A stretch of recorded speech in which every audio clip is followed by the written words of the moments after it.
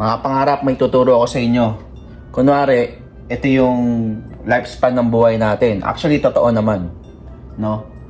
So, for example, from 5 to 10, 5 to 20, ito, syempre, nag-aral ka. Di ba? Tapos, yung usual nang nangyayari sa atin, typical to from 21 to 60. Actually, sumusobra pa nga ng 100 eh. Yan. Puro work na yan. Di ba?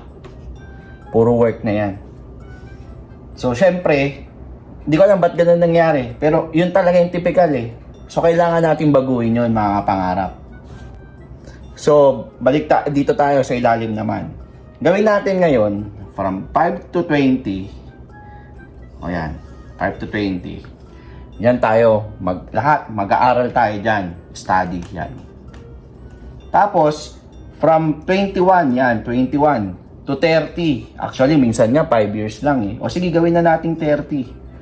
Dito, lahat ng natutunan mo dito, yan, gamitin mo sa illegal. What? Yan. Lahat ng, yan, sigurado ko, pag yung inaral mo dito, ginamit mo sa illegal, sigurado ko magiging milyonaryo ka dyan. Baka nga bilyonaryo pa eh. Yan. Ngayon, syempre, ang sarap ng buhay, di ba? From 30, 31 to 60 to 100, sabihin mo na. Ang dami mo ng pera nun, di mo na mauubos yun pag yung inaral mo dito, ginamit mo sa illegal.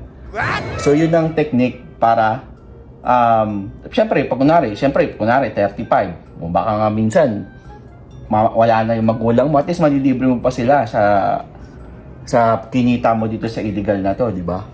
Oh.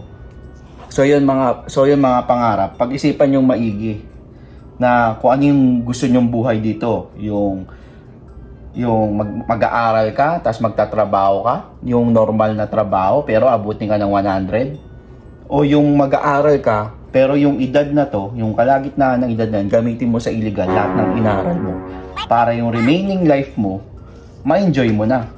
Oh. Di ba? Oh, so ano mga pangarap, mamili kayo dyan kung ano yung gusto nyong buhay, di ba?